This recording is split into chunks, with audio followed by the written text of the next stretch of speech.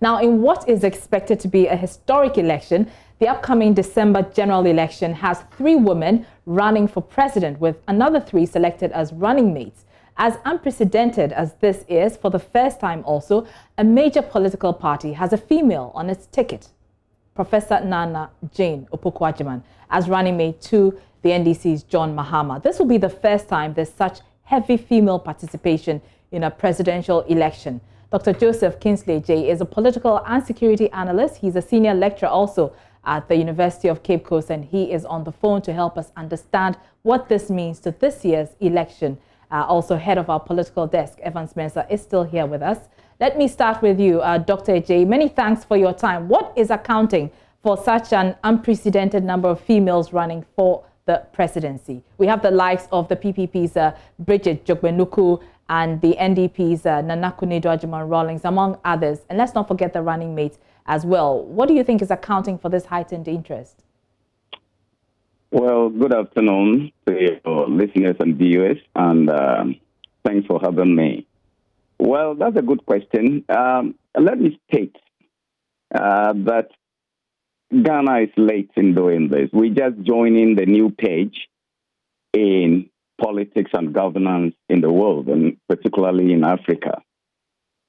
Countries like Liberia, Chad, and Malawi have already had, presidents, female presidents. When it comes to vice presidents or vice presidential candidates, we've had over 15 countries, Uganda beginning, the Gambia following, Zimbabwe, South Africa, Burundi, Malawi, Mauritius. These countries have all had running mates, vice presidents. So we are just joining a new page in politics and governance. So it's not surprising that we're now beginning to have many women in our political fray.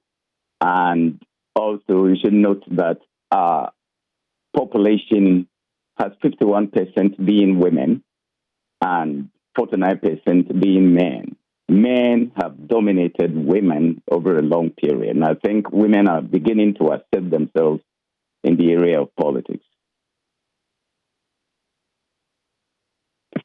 The world is evolving and we're just following suit. Is that it? Yes. All right. So, but what are their chances, realistically speaking? Will you repeat? I didn't hear you. I was asking about the chances of these women. Well, in politics, you have to do strategic marketing. So it's not just the selection of a woman that makes the case. You have to manage the woman well. You have to look at her integrity. You have to look at her connection to the party and also the so-called grassroots, and her own popularity among the people. So the mere fact that we need women to join the political fray, governance and politics, does not mean that you select anybody at all as a woman to lead a party or to be presidential candidate. She must have a clout that is exciting and which people would be attracted to. I don't know the rest so much, but I think I know the NDC candidate who was my vice president. And for me, her selection, my vice chancellor, I should say, her selection is smart and strategic. I think so. The reason I say so is that, the NDC has won elections with running mates from the central region. And in politics, you don't change a winning team. They won with Accra. They won with Atamils. They won, and I think they are following up. They think that they can win with this woman, Nana. The reason, perhaps, is that, the central region is a swing region. And for all you know, wherever they have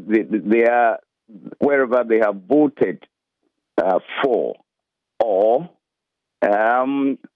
the direction of their votes always always wins. And you can talk about 2016, they voted massively for the NPP. Previously, I think 2012, they voted massively for the NDC. And each time they have voted massively for a party, that party wins. So selecting somebody who comes from the environs of Cape Coast, I think it's commendable. So this thing may do the trick. So it's not just she being a woman, but her integrity and also the fact that her selection follows the swing region fray or the swing region trajectory.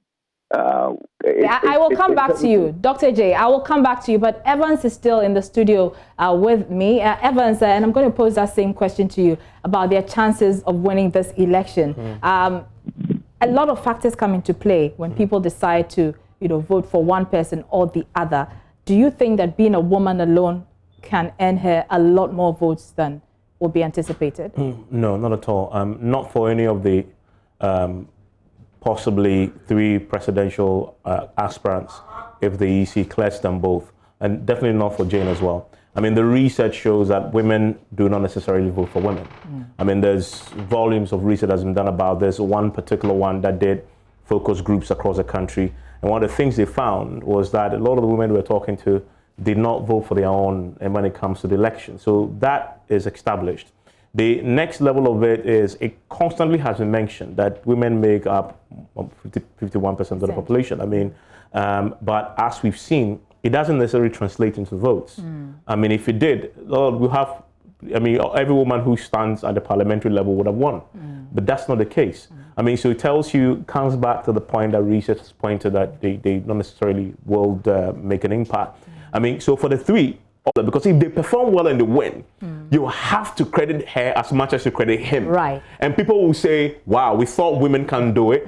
See what Jane and John did. And so that for me holds a lot in terms of how they perform on December 7th. Dr. J, and Evan spoke about the Jane and John duo. Now, my question to you is, what will this mean for future female representation if indeed it works out for the NDC? Yeah, I think that we must look at the dynamics. I agree largely with your brother there, but I must say that many of the women who have joined the political fray have come from smaller parties. Now we are looking at a woman who has joined one of the major parties in this country. So, apart from this, her popularity is also very important, and she is popular already because having been a vice chancellor of a university, I think her name is a household one now. In politics, it is not the opposition that wins. It is the ruling party that fails to win. The opposition has nothing to give, that I have built this, I've built this road, they may refer to the past. The performance of the Mahama Nana ticket would depend largely on how the NPP has performed and how they sell whatever they have done and their political marketing strategies.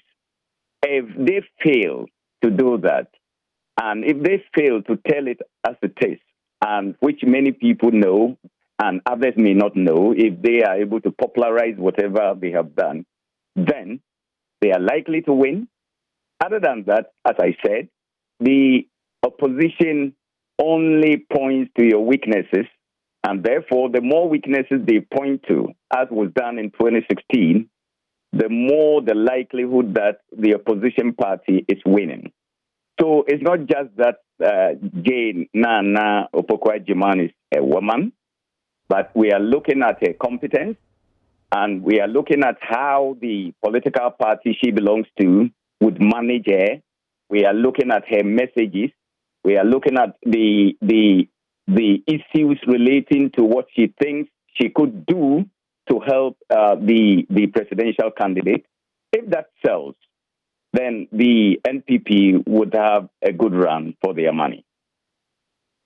That's Dr. Kingsley J. He's a political and security analyst. Let's wrap up with Evans, head of our political desk here at Joy News, on this issue. You mentioned the minority political parties and a debate that we'll be holding later this week. Tell us about that. So we're going to have 5 of the presidential aspirants for 5 political parties. This is PNC, the CPP, the PPP, APC, and the LPG candidates. Asan Ayariga, Ivor Greensuit, Madame Jubanduku, who just talked about, Apasera, will all be on the same stage debating the issues. We expect it to be pretty fierce because a lot of them have put out the manifestos. We're going to be asking them questions on the manifestos, interrogating them. We're going to get questions from audiences as well, in the auditorium at the UPSA, but also from social media. And we expect that to be very grueling and interactive as well. It's Thursday, 8 p.m.